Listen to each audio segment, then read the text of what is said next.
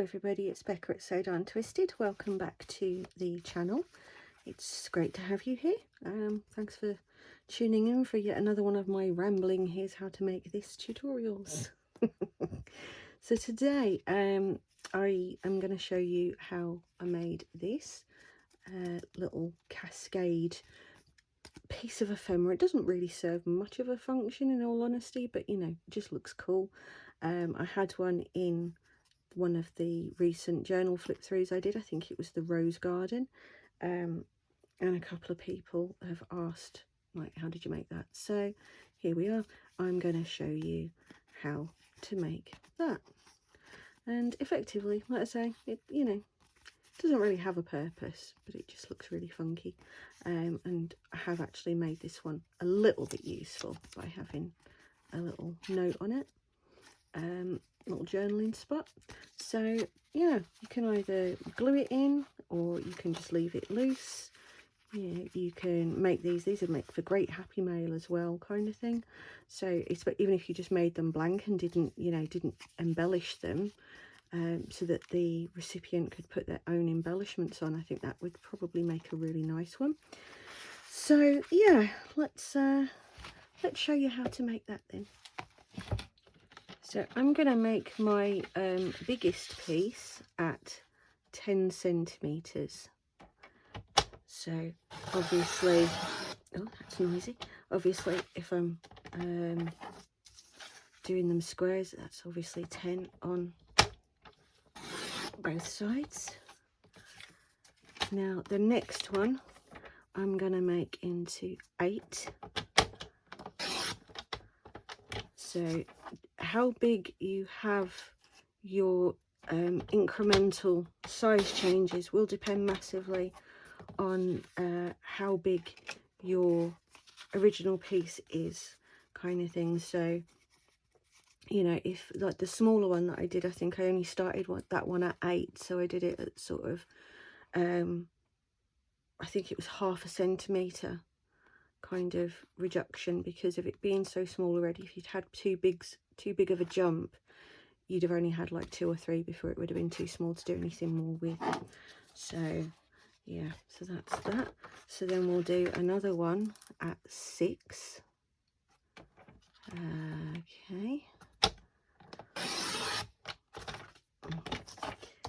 This is great if you've got lots of scrap pieces from other projects as well. Works really well for something like that. And then you've guessed it, the last one's going to be 4. I don't recommend doing less than 3 or 4 centimeters for your top piece, because otherwise by the time you've put the hole in deep enough so that it doesn't kind of tear, you know, that's at 4 centimeters, your hole is going to have to be in by a bit. So if that's too small, you've got nothing left before the hole. So yeah, I recommend 3 or 4 being your smallest piece. Okay, so then all of your other pieces I would recommend at either ½ centimetre to 1 centimetre smaller. It depends on how big a gap you want around the outside edge there. So let me just, so if you want a very small gap like so, then you would just make it ½ centimetre. If you wanted something that was a bit chunkier of a gap, make it 1 centimetre smaller. So for this one I am going to go for that slightly smaller, slightly bigger gap. I know what I meant, don't judge me. So for this one I'm going to go at 9 centimeters square. You'll have to excuse me, I do have a bit of a case of the shakes today, which reminds me actually, I had such a lovely, I've had a couple of really lovely messages actually that have made me laugh as well, I have to admit. So I'm gonna while I tell you this, I'm gonna go ahead and cut all of those 1 centimetre smaller then, so it's going to be like 9, 7, 5, 3.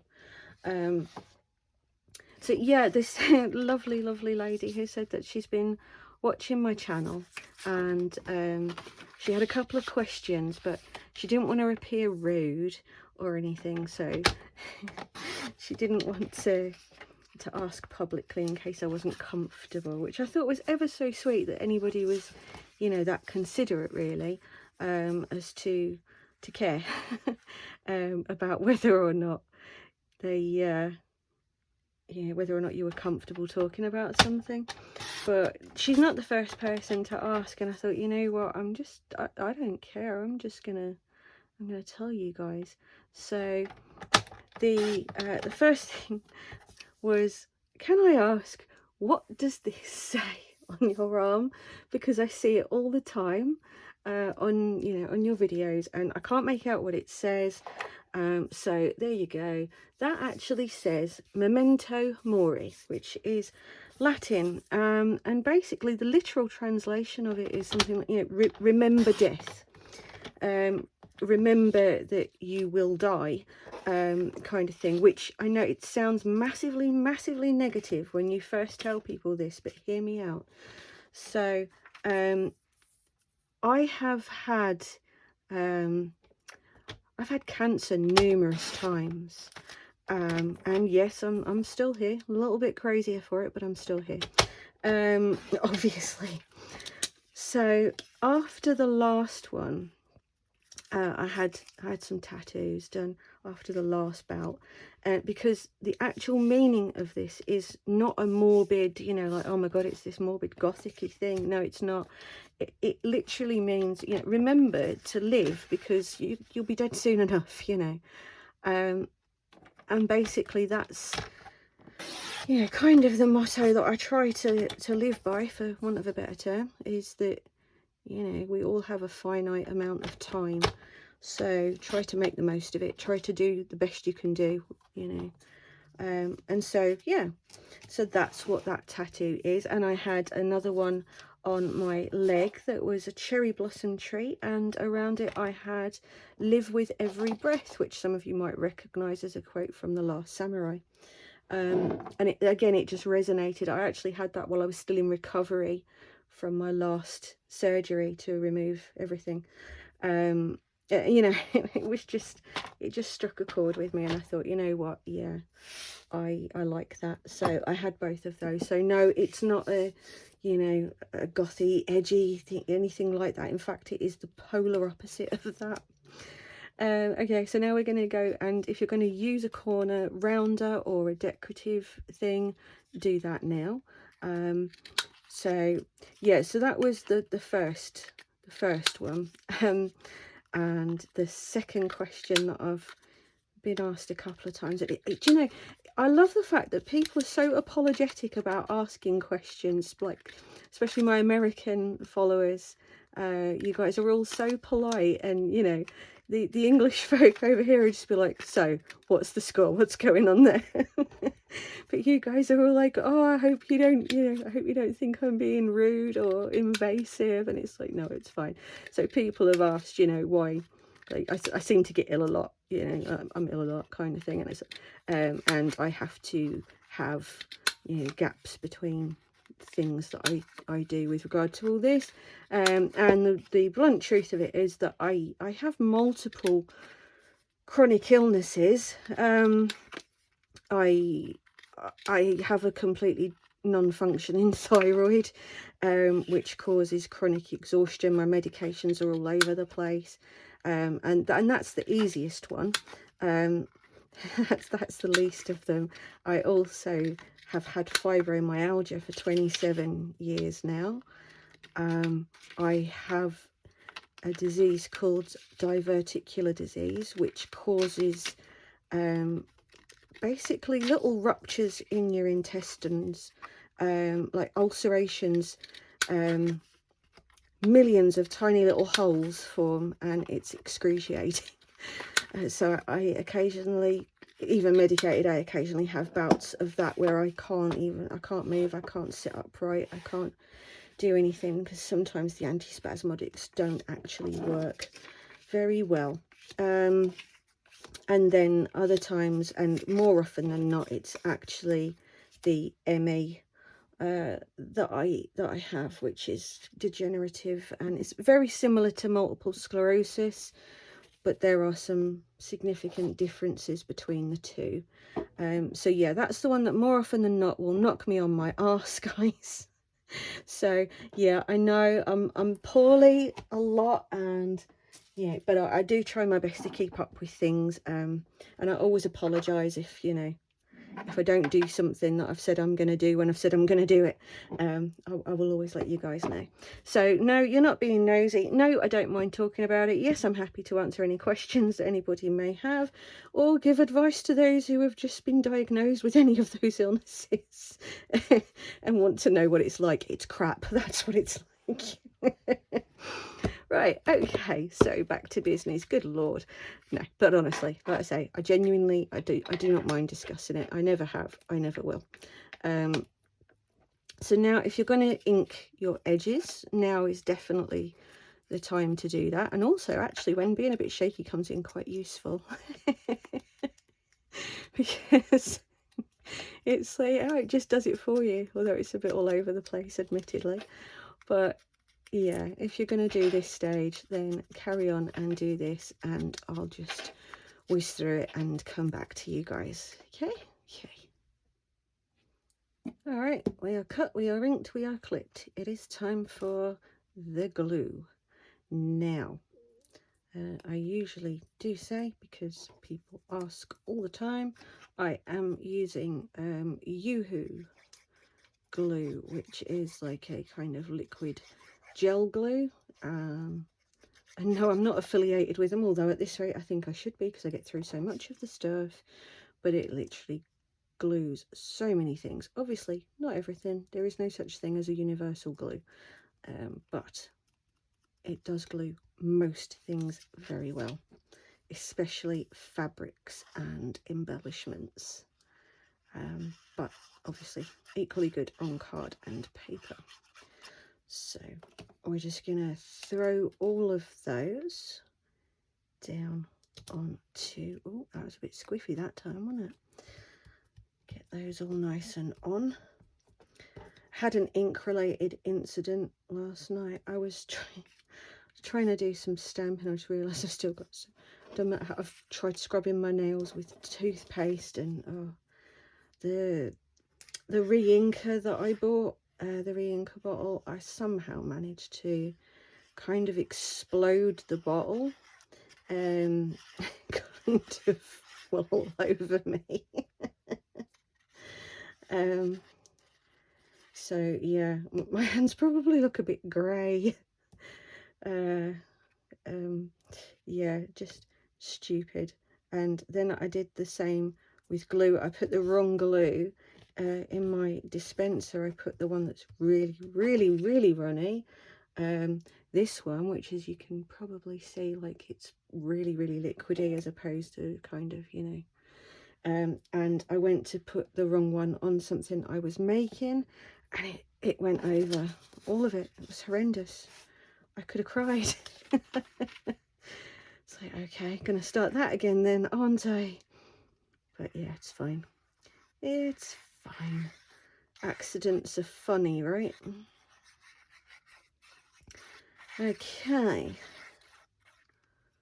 Right then, my loves. So as you can see, this comes together so quickly. You know, it's an absolute treat. You can make a load of these, you know, in one go, and you know, it's just fabulous. Now, I recommend don't put any embellishments on until you have put them together, because depending on how tight your split pin is, depending on how thick your card is, you may find that if you try to take it past a certain point, it puts a little bit too much pressure and you can risk tearing them. So I highly recommend wait until you can see how much might be visible. Sometimes, you know, you can go like all the way out. You know, I've done some where that's the case, and you know, that's great, but other ones you can't. So as I say, embellish last. I'm going to grab my little hole punch there. Stay. And I'm just gonna get that out of the way so I can see better. Okay, so if you've got directional papers, make sure you're going into the direction that you want. And I'm gonna go into it, yeah, about maybe a little bit more. If you've got an adjustable punch, that's great, because once you've set it once, you know that you've only got to put all the pieces to that same point. Or you can just measure and mark them, you know, it's entirely up to you. So there we go, that's one. You can also, if you do one, you know, and then you can go through the same hole kind of thing, which in this kind, oh, I just lost my thing, my little closure thing, never mind. Yeah, so you know, if you line them up, then you can see where you're putting your next hole and make sure it is indeed in the same place. So there's options, there are options. Just do whatever one fits you the best. Just making sure that is at the right point. There we go. Oh, that one, see, now that one's a little bit squiffy, I think. Yeah, that one is a little bit off. Damn it, I second guessed that one, and I shouldn't have.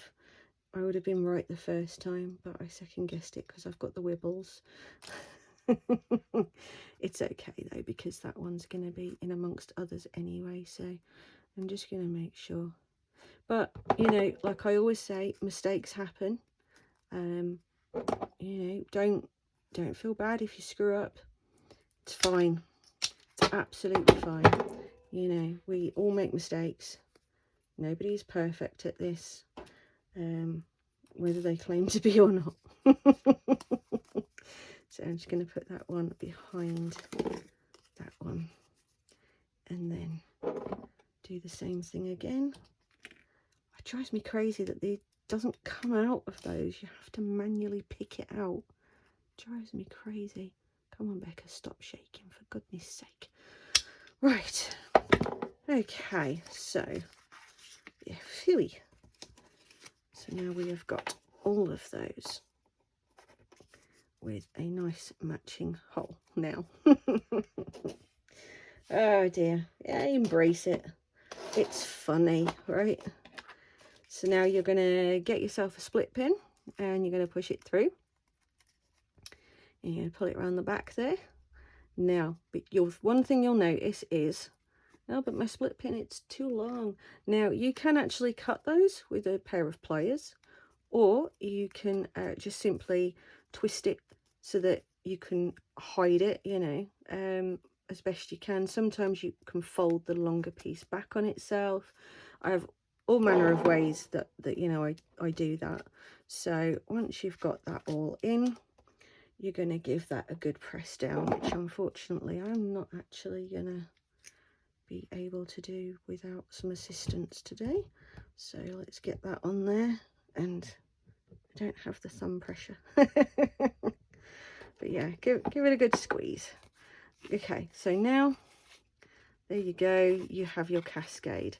But like I say, see, some of them, especially, you know, the ones nearer the top, usually are the stickier ones. So you want to make sure that you can see whatever you embellish, which is why I recommend waiting until that point before, you know, before deciding.